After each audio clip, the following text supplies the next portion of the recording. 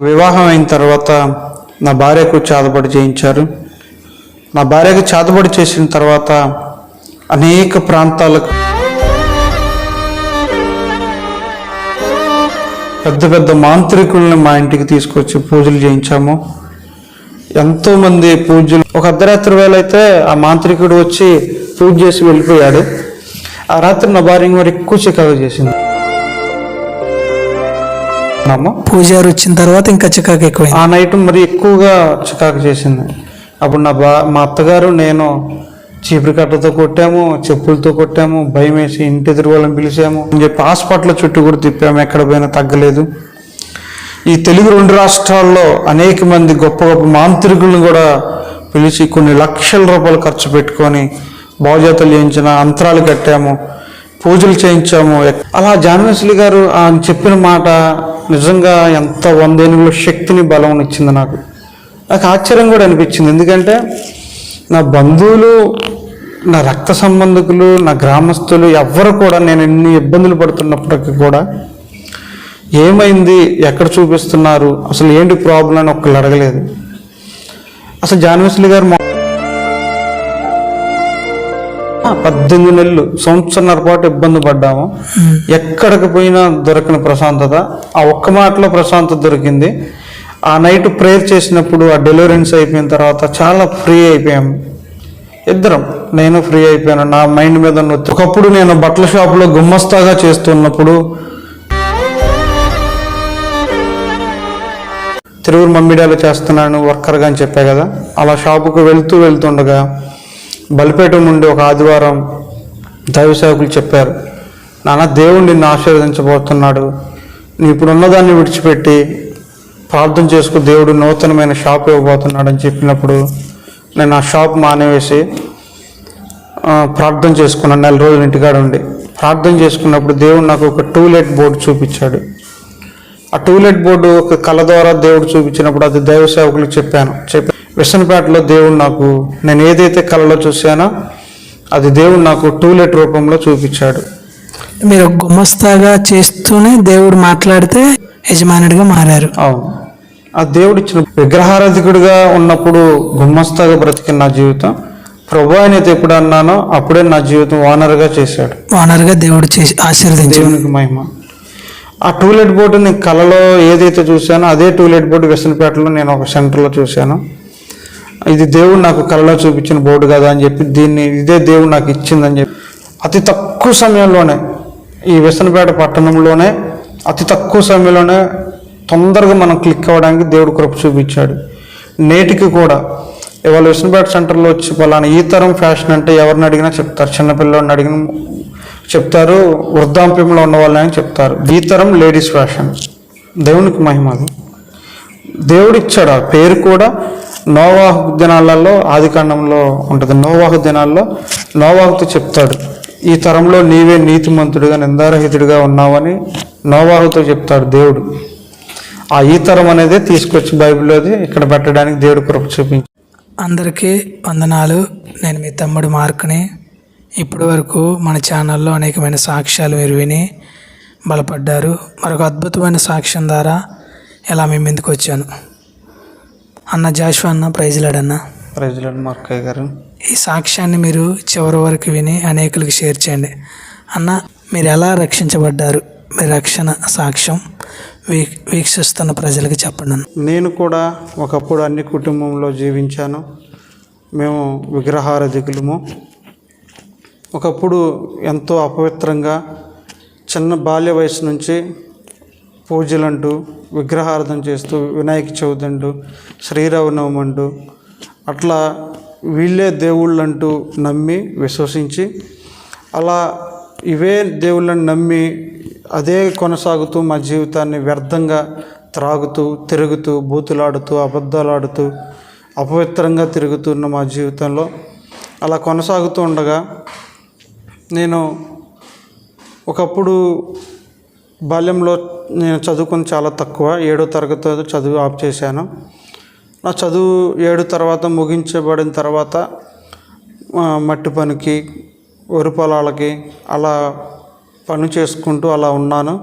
కానీ ఒకానొక సమయంలో నా మనసు కనిపించింది, నేను ఇలా పని చేసుకుంటూ ఇలాగే ఉంటే మా తల్లిదండ్రుల వల్లే వ్యవసాయం చేయాల్సి వస్తుందేమో అని భయం వేసి హైదరాబాదు వెళ్ళే అవకాశం నాకు వచ్చినప్పుడు దాన్ని నేను ఉపయోగించుకొని హైదరాబాద్ వెళ్ళిపోయాను.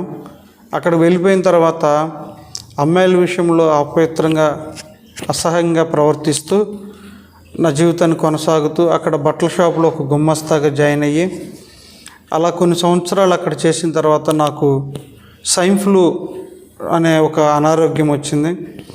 అనారోగ్యం వచ్చినప్పుడు నా దగ్గర ట్రీట్మెంట్ చేయించినప్పుడు అనారోగ్యంగా ఉన్నప్పుడు నా దగ్గర ట్రీట్మెంట్ చేయించుకోవడానికి కూడా డబ్బులు లేవు.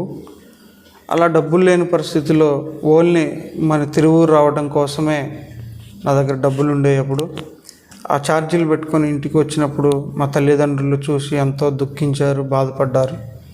తర్వాత వాళ్ళే దగ్గరుండి వైద్యం చేయించి తగ్గిపోయిన తర్వాత ఇక వాళ్ళు నన్ను హైదరాబాద్ పంపించలేదు. అలా గడుపుతున్న ఖాళీగా ఉంటున్న సమయంలో తిరువూరు మమ్మీ డాడీ అనే బట్టల షాప్లో నేను జాయిన్ అయ్యాను. అక్కడ కొంత సమయం కొన్ని సంవత్సరాలు నేను అక్కడ షాప్లో చేస్తూ అక్కడ త్రాగుడికి అలవాటైపోయి బానిసగా ఉంటూ అపవిత్రంగా చెడు అలవాట్లు నేర్చుకుంటూ, అంటే హైదరాబాద్లో ఉన్నప్పుడు ఒక భయం ఉండేది, ఇది నా ఏరియా కాదు, కొంచెం జాగ్రత్తగా ఉండాలి అని నా తల్లిదండ్రులు అలా చెప్పి పంపించేవాళ్ళు. ఇప్పుడు తిరువూరు మన పట్టణంకి వచ్చాక ఇది మన ఏరియా, మన సొంతది అన్నట్లుగా ఒక రౌడీజంగా, ఒక అపవిత్రంగా నాలోకి ఒక తెలియని యవన వయసులో ఉన్నా కదా, తెలియని అలవాట్లు ఆటోమేటిక్గా అలవాటు అయిపోయినాయి. అలా అపవిత్రంగా జీవిస్తున్న సమయంలో 20 సంవత్సరాల వయసుకి నాకు వివాహం అనేది జరిగింది. ఇప్పటి వరకు నాకు ఎటువంటి దానికి నేను భయపడేవాడిని కాదు. ఎలాంటి చాదబడి శక్తులకైనా, దెయ్యాలకి కానీ, ఎలాంటి దేనికైనా నేను ఎన్నడూ భయపడలేదు. అలాంటి చాదబడి సందర్భాలు వచ్చినప్పుడైనా వాటిని తొక్కుకుంటేనే వెళ్ళా కానీ ఎన్నడూ నేను వాటికి భయపడలేదు. అలా బ్రతుకుతున్నప్పుడు నా వివాహం అయిన తర్వాత, వివాహం అయిన 20 రోజులకే నా భార్యకి చాదబడి చేయించారు. చాదబడి చేయించినప్పుడు నేను నమ్మకపోగా ఇక అమావాస్య వచ్చుతున్నప్పుడల్లా తనకి తెలియకుండానే నిద్రలోనే నడుచుకుంటూ వెళ్ళిపోయేది. నేను చచ్చిపోతా అన్నట్టుగా బాయిల దగ్గరికి, రోడ్ల మీదకి తెలియకుండానే నడిచి వెళ్ళిపోయేది. అలా జీవిస్తూ తెలియకుండా అవుతున్న అప్పటికే సంవత్సరం నుంచి ఇదే ప్రాబ్లమ్స్. సరే ఇది చాదబడి అన్నట్లుగా మా తల్లిదండ్రులు చెప్పినప్పుడు దానికి సంబంధించిన మసీదులకు వెళ్ళాము, అంతరాలు కట్టించాము, తగ్గలేదు. తర్వాత ఉప్పలమ్మ పూజారులను పిలిపించి ఇంట్లో పెద్ద పెద్ద పూజలు చేయించాము, తగ్గలేదు. అనేక హాస్పిటల్ కూడా తిప్పాము ఇదేమన్నా అనారోగ్యమేమని. తనకు ఎలా ఉండేదంటే ఒళ్ళంతా సూదులు గుచ్చినట్లుగా ఉండేది, తల తిప్పేసినట్లుగా ఉండేది. అమావాస్య వస్తుందంటే తనకు తెలియకుండానే పిచ్చి పిచ్చిగా ప్రవర్తించేది. అలా ఎంతో అనారోగ్యంతో బాధపడుతూ ఉండేది. అలా ఉన్నప్పుడు పెద్ద పెద్ద బాగుజాతలు కొండల కోయళ్ళు బాగుజాతలు బాగా చేస్తారని పెద్ద పెద్ద దూరం నుంచి కూడా పిలిపించాము. అమరావతి ఏంటి, రాజమండ్రి ఏంటి, అన్నవరం ఏమిటి, ఇటు కొత్తగూడెం భద్రాచలం అడవిల్లో పెద్ద పెద్ద కోయళ్ళు పూజారులు ఉన్నట్టు వాళ్ళందరినీ పిలిపించాము. ఎక్కడికి వెళ్ళినా అది తగ్గలేదు. ఎక్కడికి వెళ్ళినా ఒకటే చెప్పేవాళ్ళు, భార్యాభర్తలు ఎడంగా ఉండండి, సావింటికి సవర్దింటికి వెళ్ళొద్దు, ఈ యంత్రం కట్టుకోండి తగ్గిపోద్ది అనేవాళ్ళు తప్ప నువ్వు తాగొద్దురా తిరగొద్దురా అని ఎవరు ఎక్కడ చెప్పలేదు. అప్పటికి నేను అపవిత్రంగా జీవిస్తున్నాను, త్రాగుచున్నాను, కానీ ఎవరు ఈ మాటలు చెప్పాల. అప్పటికి నా భార్య అనారోగ్యం చూసి నేను ఇంకెక్కువ త్రాగుడు అలవాటు అయిపోయాను. నేను ఇంటికి కూడా రాని రోజులు కూడా ఉన్నాయి. అంత అపవిత్రంగా జీవిస్తున్నాను. ఇంట్లో పరిస్థితులు చూస్తేనే బాగలేదు, చాలా ఇబ్బంది పడిపోతున్నాం. ఇక ఆఖరికి విడిపోదాం అనుకున్న ఆలోచన మా అమ్మకి మాకు అనుకున్నాం. ఇంట్లో నా భార్య అనకుండా విడిపోదామని అనుకున్న తర్వాత మా ఇంటికి పాలకు వచ్చిన ఒక సహోదరి, మీరు ఎక్కడెక్కడో తిరుగుతున్నారు, దేశ విదేశాల నుంచి వచ్చి మన ఊరు వచ్చి బాగుపడుతున్నారు, మీరు పిల్లిలో చంకన పెట్టుకొని ఊరంతా తిరిగినట్లుగా ఎక్కడెక్కడికో తిరుగుతున్నారు, ఒక్కసారి చర్చికి తీసుకురండి, అక్కడ మన అయ్యగారు ప్రార్థన చేస్తారు, చేతిలో కొబ్బరి నూనె వేసి ప్రార్థన చేస్తే దెయ్యాలు పోతాయి, నీ భార్యకు బాగుపడుద్ది అన్నప్పుడు మనకి కులం అనేది ఒకటి అడ్డు వస్తుంది కదా. నా తల్లి నాకు చెప్పినప్పుడు నేను అదే అన్నాను, అమ్మ మన కులస్తులు ఒప్పుకోరు అని నేను మా అమ్మగారితో అనడం జరిగింది. అలా ఆ నైట్ గడిచింది. తెల్లారి పొద్దురపూట ఎందుకని ఒక ఆలోచన వచ్చింది. మళ్ళీ మా అమ్మగారితో నేను సంప్రదించాను. అమ్మా, 1,50,000 దాకా ఖర్చు పెట్టాము, 18 నెలలు ఇబ్బందులు పడుతూనే ఉన్నాము, కానీ ఎక్కడికి పోయినా తగ్గలేదు కదా.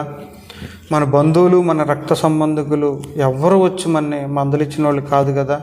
మన కులస్తులు కూడా ఏమైంది కూడా అని అడిగిన వాళ్ళు లేరు కదా. తిన్నావా అని అడిగిన వాళ్ళు కూడా లేరు కదా. వాళ్ళ గురించి ఎందుకు ఆలోచించాలి? సరే, దేవుడే పంపించాడేమో, ఒకసారి చర్చికి వెళ్ళి చూద్దాము, తగ్గితేనేమో ఓకే, తగ్గకపోతే అప్పుడు ఏం చేయాలనేది ఆలోచిద్దామని మా అమ్మగారితో మా నాన్నగారితో మాట్లాడాను. మాట్లాడిన తర్వాత మా అమ్మ మా నాన్నగారు కూడా ఒప్పుకున్నారు. తర్వాత నేను వెళ్ళి తిరువురు పక్కన ఆంజనేయపురం మా సొంత గ్రామం, ఆ గ్రామంలోనే జాన్ వెస్లీ గారని బేతనీయ ప్రార్థనా సహవాసం అనే సహవాస నాయకులు ఆ ఫాస్టర్ గారు ఉన్నారు, ఆయన దగ్గరికి వెళ్ళాము. వాస్తవంగా నాకు వందనాలు పెట్టడం కూడా తెలియదు నాకు. అసలు క్రైస్తవత్వం అంటే అన్ని మా దేవుళ్ళలాగా ఆయన ఒక దేవుడు యేసు ప్రభు అన్నంతవరకే తెలుసు, కానీ ఆయనే నిజమైన దేవుడు అనే సంగతి నాకు తెలియదు. ఎందుకంటే మా చిన్నప్పటి నుంచి మా పెరిగిన వాతావరణం అది. మా కులదేవుడు ఒక కృష్ణుడిగా మేము పూజించే వాళ్ళం. ఏ మొక్కులున్నా మేము నెమల ప్రాంతానికి వెళ్ళి అక్కడ మొక్కులు చెల్లించే వాళ్ళం. అలా మాకు మా దేవుళ్ళు వాళ్ళు అనుకున్నాం, కానీ అసలైన దేవుడు యేసుప్రభు అని నేను ఎన్నడూ ఊహించని విషయం అది. సరే, అలా ఆ జాన్ వెస్లీ గారు సార్ దగ్గరికి వెళ్ళి, సార్ నమస్తే సార్ అన్నాను. నమస్తే నాన్న, ఏంటన్నా అన్నారు. సార్, నా భార్యకి కొంచెం చేతబడి చేశారు, అనారోగ్యంగా ఉంది, దగ్గర 1.5 సంవత్సరం నుంచి ఇబ్బంది పడుతున్నాము, ఎక్కడ పోయినా తగ్గట్లేదు సార్, ఎవరో సహోదరి చెప్పింది, అందుకే మీ దగ్గరకు వచ్చాం సార్ అంటే, సార్ అన్నమాట నాకు చాలా ఆశ్చర్యంగా అనిపించింది. ఏమిటంటే, నాన్న, నీ భార్య కొరకు మేము ప్రతిరోజు ప్రార్థన చేస్తున్నాము, ధైర్యంగా ఉండు, భయపడకు, తగ్గిపోద్దులే అన్నారు. నా ఒక్క మాట నాకు 100 ఏనుగుల బలం వచ్చింది నాకు. అన్న, ఇప్పుడు ఒక చిన్న విషయం అన్న. చెప్పండి మార్క్. మీరు మాంత్రికుల దగ్గరికి వెళ్ళారు కదా, మరి వాళ్ళు ఎప్పుడు ఇలా సలహా ఇవ్వలేదు మీకు? ఒక సేవకుల దగ్గరికి వెళ్ళినప్పుడు మాత్రమే? మాంత్రికుల దగ్గరికి వెళ్ళినప్పుడు వాళ్ళు చెప్పేదల్లా ఒకటే, ఎంత ఇస్తారు, ఈ యంత్రం ఎంత అయింది, లేకపోతే ఇంత బారు కొమ్మున్న గొర్రె ఫోటోలు మేకపోతు తెచ్చుకోండి, నల్ల మట్టి పుట్ట మట్టి తెచ్చుకోండి, కొన్ని సరుకులు రాసిచ్చి అవి తెచ్చుకోండి, ఈ యంత్రం ఇస్తాను, తగ్గిపోద్ది అనే మాట చెప్పారు తప్ప మీరు ధైర్యంగా ఉండండి అని ఎవరు చెప్పలే. ఎన్నడూ కూడా నేను దగ్గరగా తెలుగు 2 రాష్ట్రాల్లో ఉన్న మాంత్రికులందరూ నేను కలిశాను. తెలుగు 2 రాష్ట్రాలు, ఆంధ్ర, తెలంగాణలో ఉన్న చాలా అంటే చాలా మాంత్రికులు నేను కలిశాను. ఎవరు మీకు ధైర్యం చెప్పలే? ఎక్కడ ఎవరు నాకు ధైర్యం చెప్పలా. ఎంతవరకు ఈ యంత్రం కట్టుకోండి, చావింటికి సవర్తింటికి వెళ్ళొద్దు, భార్యాభర్తలు ఎడంగా ఉండండి, ఇదే మాట చెప్పేవారు. ఒక అర్ధరాత్రి వేళ అయితే ఆ మాంత్రికుడు వచ్చి పూజ చేసి వెళ్ళిపోయాడు. ఆ రాత్రి నా భార్య మరి ఎక్కువ చికాకు చేసింది. మా అత్తగారి ఇంటి దగ్గరలో ఉన్నాము. పూజారి వచ్చిన తర్వాత ఇంకా చికాకు ఎక్కువైంది. ఆ నైట్ మరి ఎక్కువగా చికాకు చేసింది. అప్పుడు మా అత్తగారు నేను చీపురు కట్టతో కొట్టాము, చెప్పులతో కొట్టాము, భయం వేసి ఇంటి ఎదురు వాళ్ళని పిలిచాము. ఇది సిస్టర్ని కొట్టారు చీపురు కట్టలతో, చెప్పులతో కొట్టాము, దయ్యం పట్టింది. కానీ అంత ఇబ్బంది పడిపోయాము, చాలా అంటే చాలా. అలా జాన్ వెస్లీ గారు ఆయన చెప్పిన మాట నిజంగా ఎంత 100 ఏనుగుల శక్తిని, బలం ఇచ్చింది నాకు. ఆశ్చర్యం కూడా అనిపించింది. ఎందుకంటే నా బంధువులు, నా రక్త సంబంధికులు, నా గ్రామస్తులు ఎవ్వరు కూడా నేను ఎన్ని ఇబ్బందులు పడుతున్నప్పటికీ కూడా ఏమైంది, ఎక్కడ చూపిస్తున్నారు, అసలు ఏంటి ప్రాబ్లం అని ఒక్కళ్ళు అడగలేదు. అసలు జాన్ వెస్లీ గారి మొహం నేను ఎన్నడూ చూడలేదు, ఆయన నా మొహం ఎన్నడూ చూడలేదు, నాకు పరిచయం కూడా లేదు. కానీ ఆయన అన్నమాట నాకు చాలా ఆశ్చర్యంగా ఉంది. నాన్న, నీ భార్య కొరకు మేము ప్రతిరోజు ప్రార్థన చేస్తున్నాము, తగ్గిపోద్ది, ధైర్యంగా ఉండమన్నారు. నాకు అప్పుడు ఒక ప్రశ్న మార్కు పడింది. అసలు నా భార్య కొరకు ఏం ప్రార్థన చేయడం ఏంటి, ఎవరు చెప్పారు వీళ్ళకి అని నాకు ఆశ్చర్యం అనిపించింది. సరే, నేను ఆయన అయితే అడగలేదు, కానీ సరే సార్ అని చెప్పి ఆయన అన్న మాటకి ధైర్యంతో చక్కగా తలస్నానం చేసి వెళ్ళాము. ఈవినింగ్ టైంలో నా భార్యకి ప్రార్థన చేసినప్పుడు నా భార్యలో 5 దెయ్యాలు పోయినాయి. నాకు ప్రార్థన చేసినప్పుడు 2 దెయ్యాలు డెలివరెన్స్ చేసినప్పుడు పోయినాయి. ఆ నైట్ మేము ప్రశాంతంగా ఉన్నాం. అయితే ఒక 18 నెలల నుంచి లేని ప్రశాంతత ఏ రోజైతే మీరు మందిరానికి వెళ్ళారో ఆ రోజు మీకు ప్రశాంతత వచ్చింది. 18 నెలలు, సంవత్సరంన్నర పాటు ఇబ్బంది పడ్డాము. ఎక్కడికి పోయినా దొరకని ప్రశాంతత, ఆ ఒక్క మాటలో ప్రశాంతత దొరికింది. ఆ నైట్ ప్రేయర్ చేసినప్పుడు, ఆ డెలివరెన్స్ అయిపోయిన తర్వాత చాలా ఫ్రీ అయిపోయాము ఇద్దరం. నేను ఫ్రీ అయిపోయాను, నా మైండ్ మీద ఉన్న ఒత్తిడి అంతా పోయింది. ప్రారంభంలో చెప్పిన మాట అదే మార్కు గారు. వాస్తవంగా నేను ఈ చేతబడులన్నా దెయ్యాలన్నా నేను ఎన్నడూ నమ్మేవాడిని కాదు. ఒక మూర్ఖుడిగా ప్రవర్తించి నడుచుకుంటూ వెళ్ళిపోయేవాడిని. నేను తొక్కాను, చేతబడి చేసి 3 రోడ్లు నేను కాళ్ళతో తన్నుకుంటూ వెళ్ళాను అనేక సార్లు. బండి మీద తొక్కించుకుంటూ వెళ్ళిపోయాను అనేక సార్లు. అసలు నేను ఎలాంటి నమ్మను, మూర్ఖంగా ప్రవర్తించి వెళ్ళిపోయేవాడిని. స్టిల్ నా దగ్గరకు వచ్చిన తర్వాత నేను నమ్మాల్సి వచ్చింది అయ్యగారు. నా జీవితంలో నేను నా భార్య జీవితంలో నా జీవితంలో చూశాను. అది అనేక నేను ఎన్నడూ చూడని విషయాలు. సినిమాల్లో చూస్తే ఇదంతా కల్పితం అనుకునేవాడిని దెయ్యాల విషయంలో. అది నా భార్య విషయంలో రియల్గా నేను చూశాను.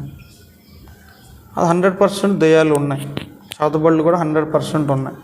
లేవు అనడానికి లేదు. 100% ప్రతి ఒక్క మానవుడు నమ్మాల్సింది ఇది. 100%. ఎలా చెప్పగలుగుతానంటే, ఇప్పుడు నేను ఒక జామ పండు తిన్నాను, అది ఎలా ఉందనేది నేను చెప్పగలుగుతున్నాను, మీకు తెలియదు కదా. ఇప్పుడు ఆ దెయ్యము చేతబడి ఉందని నేను నమ్మాను, నేను చూశాను, నా జీవితంలో నేను అనుభవించాను, కాబట్టి నేను చెప్పగలుగుతున్నాను. 100% నేను చెప్పగలుగుతాను. దాంట్లో ఒక రాజీ లేదు, తేడా లేదు. మీకేం కావాలంటే రమ్మని చెప్తాను, నేను చూపిస్తాను. ప్రూఫ్స్ కూడా మీ దగ్గర 100%. అది దెయ్యాలంటే ఎలా ఉంటాయో, చేతబడి చేస్తే ఎలా ఉంటుందో చూపిస్తాం. అట్లా ఉంటుంది. 100% ఉన్నాయి. అలా సేవకులు అలా ప్రార్థన చేసినప్పుడు ఆ నైట్ అలా గడిచిపోయింది. కానీ వెళ్తా వెళ్తా ఒక మాట చెప్పారు అయ్యగారు, నాన్న ఇంకొక 5 రోజులు చర్చిలో ఉండండి, పూర్తిగా నీ భార్యకు విడుదల వచ్చేస్తుంది, ఇక మీరు టెన్షన్ పడవసరం ఎలాగైనా ఉండొచ్చు అన్నప్పుడు, ఇక ఆ నైట్ కొబ్బరి నూనెకి ప్రేయర్ చేసి ఇచ్చారు. ఆ నైట్ ఇంటికి వెళ్తే భయంగానే వెళ్ళాము ఇంటికి, మరలా ఎలా ఉంటుందో అని. ఎందుకంటే ప్రేయర్ చేసే సమయంలో నాకు నా భార్యకి ఒంటి మీద ఉన్న అంతరాలు తీపిచ్చేశారు. అంతరాలన్నీ తీసివేస్తే ఒక కూరగాయల కవర్కు సైజు వచ్చేసింది. అన్ని అంతరాలు మా ఇద్దరు ఒంటి మీద ఉన్నాయి. అవన్నీ అప్పటికప్పుడే తీసేసి చెరువులో పడేసేసాము. చెరువులో పడేసాక ప్రేయర్ చేస్తే ఫ్రీ అయిపోయింది. అందుకని ఇంటికి వెళ్ళడానికి భయంగా వెళ్ళాం. ఎందుకంటే అటు అంతరాలు మీద లేవు, ఇటు ఓన్లీ ప్రార్థన చేసి పంపించారు. ఇంటికి వెళ్తే ఎలా ఉంటుంది అనే భయంతో వెళ్ళినప్పుడు అయ్యగారు మళ్ళీ వెనక పిలిచి ఆ యేసు రక్తం అనేది కొబ్బరి ఆయిల్ బాటిల్ ఇచ్చి, నాన్న ఇది సిలువ గుర్తు వేసుకొని ఇంటి చుట్టూ చల్లేసుకొని మంచానికి సిలువ గుర్తు వేసుకొని పడుకోండి, ధైర్యంగా ఏం కాదు, పొద్దున్నే తలస్నానం చేసి వచ్చామన్నాను. ఆగస్టు 3వ తారీఖు 2015 సంవత్సరం. ఆ నైట్ అలా వెళ్ళిపోయాము. చక్క పొద్దున్నే అయ్యగారు చెప్పినట్లుగా కొబ్బరి నూనె అంతా సిలుగురు తీసుకొని మంచానికి సిలుగురు తీసుకొని ఆ నైట్ ప్రశాంతంగా నిద్రపోయాను. పొద్దున్నే తల స్నానం చేసేసి చర్చికి వెళ్ళిపోయిన బ్యాగ్ సర్దుకొని అయ్యగారు చెప్పినట్లుగా 1 వారం రోజులు మందిరంలోనే ఉన్నాము. పూర్తిగా నా భార్యకి స్వస్థత వచ్చేసింది 5 రోజులలో.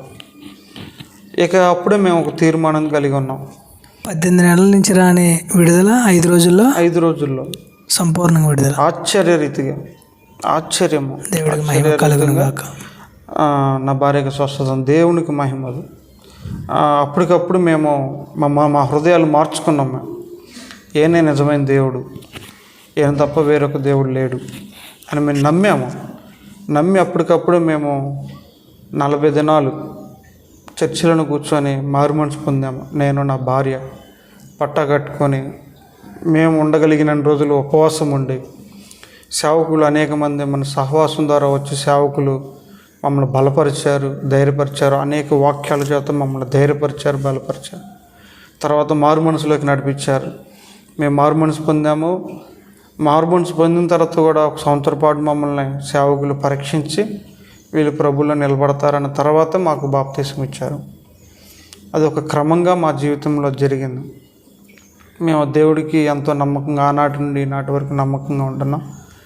నా భార్యకు కూడా దేవుడి కృపను బట్టి స్వస్థత వచ్చింది. సెప్టెంబరు 9వ తారీఖు మేము చర్చి యానివర్సరీ డే చూసుకొని సంతోషంగా ఇంటికి వచ్చేసాం. ఇంటికి వచ్చిన వెంటనే మా ఇంట్లో ఉప్పలమ్మ గుళ్ళు, విగ్రహారాధన గుళ్ళు, అనేక బొమ్మలు ఉండేవి. అవన్నీ తీసుకెళ్ళి అప్పటికప్పుడు నేను చెరువులో పడేసేసాను. ఎందుకంటే ఇవన్నీ కూడా కేవలం ఒక మనిషి కల్పితమే. ఇవి జీవం లేనిది. నోరుండి మాట్లాడవు, చెవులుండి మన సమస్యలు వినవు, చేతులుండి మనకి సహాయం చేయలేవు అని నేను నమ్మి విశ్వసించి అవన్నీ తీసుకెళ్ళి అప్పటికప్పుడు పారవేసేసాను. అప్పటి నుంచి మా కుటుంబంలో సంతోషం, సమాధానము, శాంతి, దీర్ఘశాంతము, ఆశీర్వాదం, ఐశ్వర్యము, సంతోషంగా మా జీవితం గడుపుతున్నాం. ఒకప్పుడు మా నాన్న కూడా అపవిత్రంగా జీవించేవాడు అన్ని సంవత్సరాలు కూడా. తర్వాత నేను ఎప్పుడైతే మేము ప్రభు అన్నామో మా తల్లిదండ్రులకు సమాధానం వచ్చింది, సంతోషంగా ఉన్నారు వాళ్ళు కూడా. మేము భార్యాభర్తలుగా సంతోషంగా ఉన్నాం. అలా సంతోషంగా ఉంటూ తిరువురు మమ్మిడాలు చేస్తున్నాను వర్కర్గా అని చెప్పా కదా.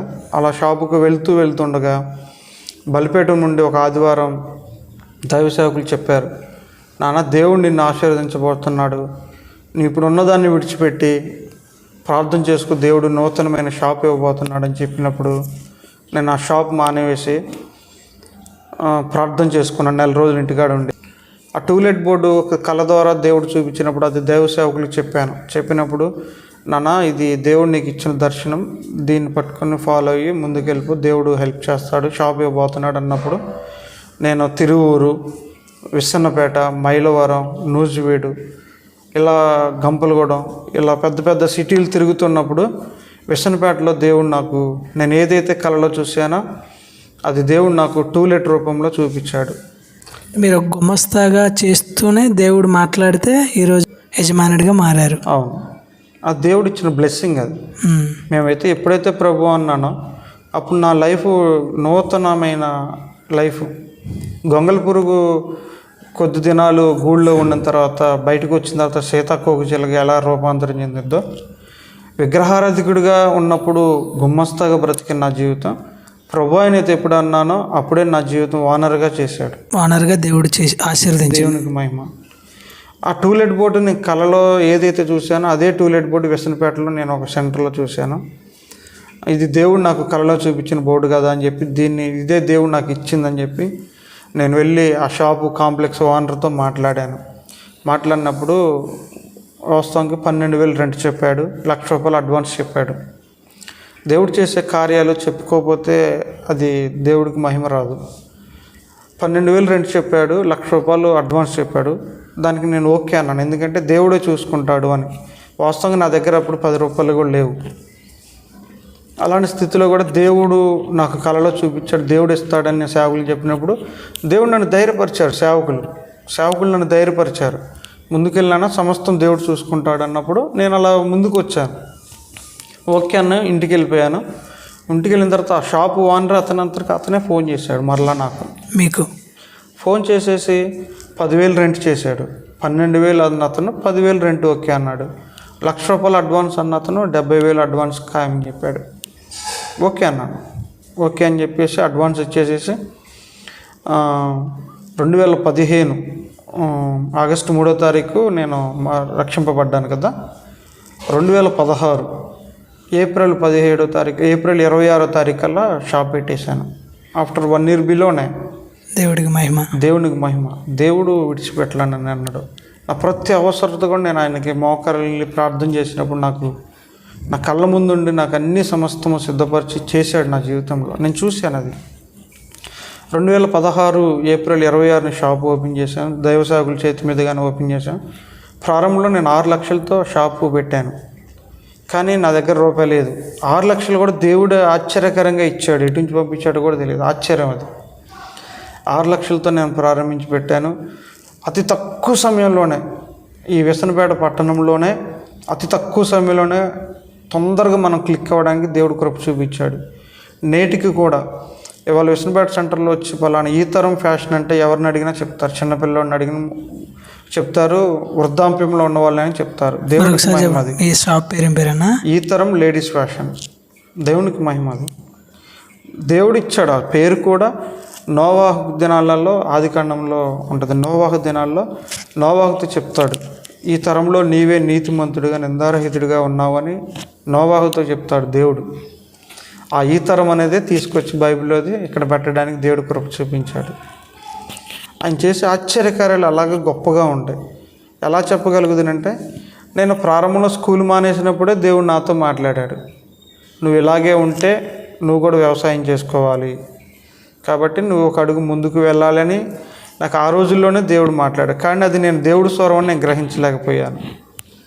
అందుకనే అన్నిల విషయంలో అయినా సరే దేవుడు మాట్లాడతాడు. మాట్లాడే దేవుడు ఆయన. హల్లెలూయా, దేవుని స్తోత్రం. మాట్లాడే దేవుడు ఆయన. అలా నాతో చాలా సందర్భాల్లో దేవుడు మాట్లాడి నన్ను ధైర్యపరిచాడు. అలా షాప్లో నేను కంటిన్యూ చేస్తూ ఉండగా 2017లో తిరుగు నుంచి వస్తుంటే మల్యాలకి పుట్రేళ్ళకి మధ్యలో నాకు ఒక యాక్సిడెంట్ అయింది. అసలు ఆ యాక్సిడెంట్ దేవునికి మహిమకరంగా చెప్తున్నాను. ఆ స్థలంలో గతంలో చాలామంది పడి చనిపోయారంట. అది ఒక పొలిమేరంట. మనం చెప్పే కదా ప్రారంభంలో, ఇలాంటి అసలు నేను నమ్మను అని. అలా మొండిగా వెళ్ళాను, కానీ ఎప్పుడు నేను అంత ఆలోచించలేదు. ఆ 2017లో ఒకానొక సమయంలో నేను ప్రార్థన చేసుకోకుండా బయలుదేరాను. ప్రతిరోజు ప్రార్థన చేసుకుంటూ ఆ రోజు ప్రార్థన చేసుకోకుండా బయలుదేరాను. అలా బయలుదేరినప్పుడు నాకు ఆ స్థలంకి వచ్చేసరికి యాక్సిడెంట్ అయింది. అక్కడ అనేక మంది చనిపోయారు, కానీ అక్కడ బ్రతికిన వాళ్ళలో నేను ఒక్కనే మొట్టమొదటి వ్యక్తిని. దేవునికి మహిమ. దేవుడి కాపుదల మీకు ఉందన్న. దేవుని కాపుదల 100%. ఎలా చెప్పగలుగుతానంటే, నేను పడింది మిట్ట మధ్యాహ్నం 2 గంటలప్పుడు. ఎవ్వరూ లేరు, నేను ఒక్కనే పడిపోయి ఉన్నాను. ఇక్కడ డ్యామేజ్ అయింది, బ్లడ్ అంతా ముక్కుల్లో క్లోజ్ అయిపోయి గొంతులోకి వెళ్ళిపోతుంది బ్లడ్. ఇక్కడ నుంచి కారే బ్లడ్ అంతా. ఇక నాకు ఎవ్వరూ లేరు అక్కడ నన్ను హెల్ప్ చేయడానికి కూడా. ఒక ఆటో వెళ్తుందంట. ఆ ఆటోలో పని వాళ్ళందరూ పనికి వెళ్ళి వెళ్తున్నారు ఇంటికి. దాంట్లో ఒక అతనికి దేవుడు ప్రేరేపణ ఇచ్చాడు. ఆ అబ్బాయి బ్రతికే ఉన్నాడు, ఆపుకుండా ఆటో అతను ఆపలేదు. ఎందుకంటే యాక్సిడెంట్ కేసు మన మీదకి వస్తుందని చెప్పి ఆటో అతను ఆపలేదు.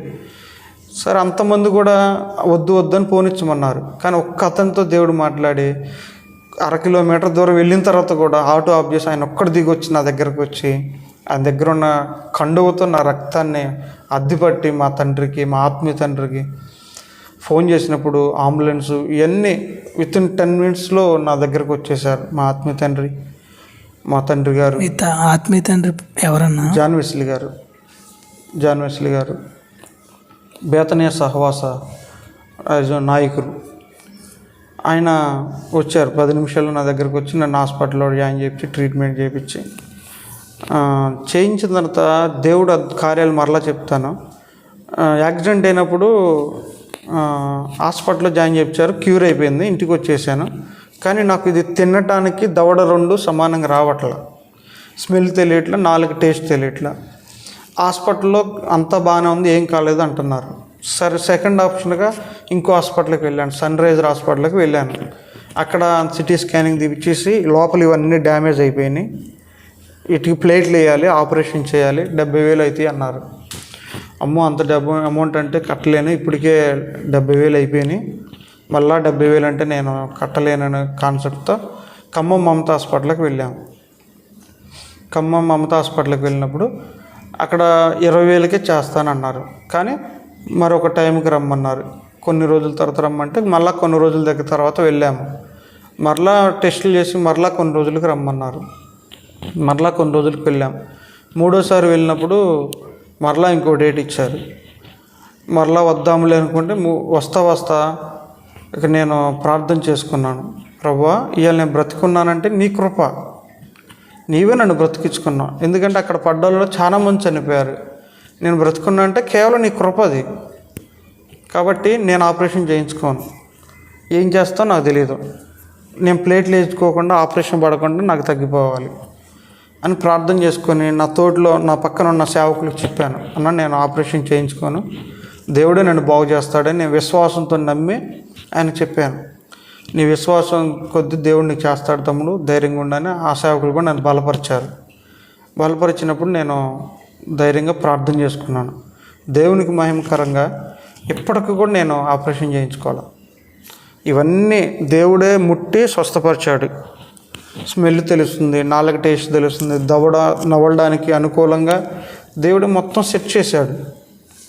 ఆపరేషన్ లేకుండా దేవుడు ఆపరేషన్ చేయించలా. నేను మొండిగా చెప్పాను, చేయించనని చెప్పాను సేవకులు, మా తల్లిదండ్రులు కూడా. వీళ్ళని బతుకున్నంటే దేవుడు కృప, నేనైతే ఆపరేషన్ చేయించుకోను, దేవుడే బ్రతికిస్తాడు, దేవుడు ఆయన పని చేస్తాను, ఆయన చూసుకుంటాడని ధైర్యంగా చెప్పాను. చేయించుకోవాలి ఎప్పుడు కూడా. 2017 యాక్సిడెంట్ అంటే ఇప్పుడు కూడా నేను చేయించుకోవాలి. నాకు అన్నీ సెట్ అయిపోయింది, దేవుడికి మహిమ. అలా సెట్ అయిపోయింది. ఆరోగ్యం 2018 కూడా వచ్చింది. నాలో ఇంకొక లోపం అనేది ఉంది, లోటు.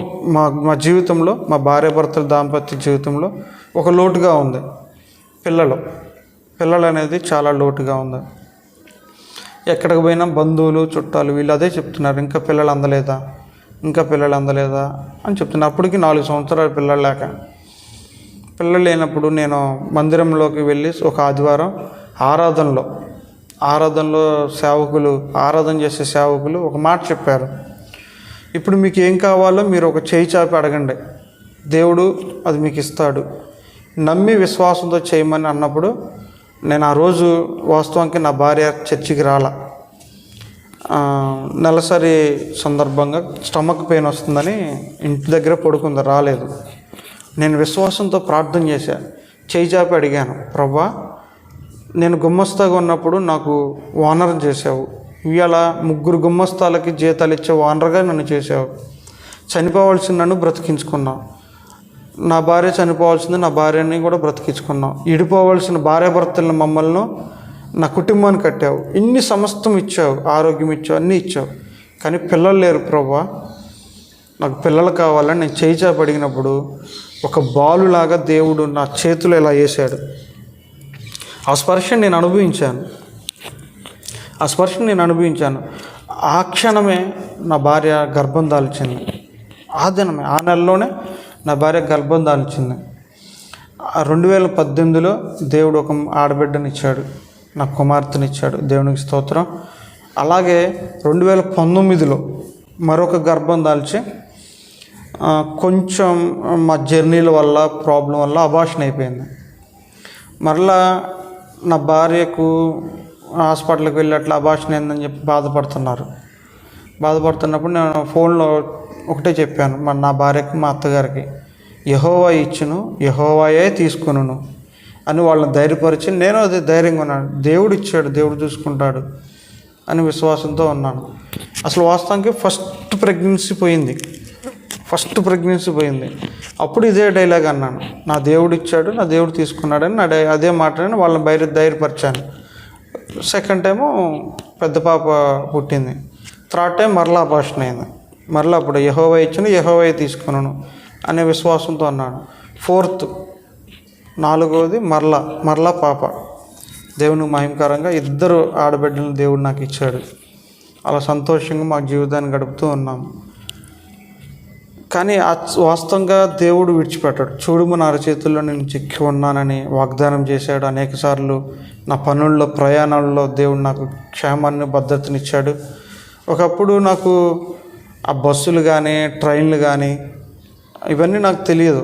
కానీ దేవుడు ప్రభువుని తెలుసుకున్న తర్వాత ఫ్లైట్లో ఎన్ని రకాల ఫ్లైట్లు ఉన్నాయో, ఎన్ని కంపెనీల ఫ్లైట్లు ఉన్నాయో, అన్ని కంపెనీల ఫ్లైట్లు ఎక్కడానికి దేవుడు కృప చూపాడు.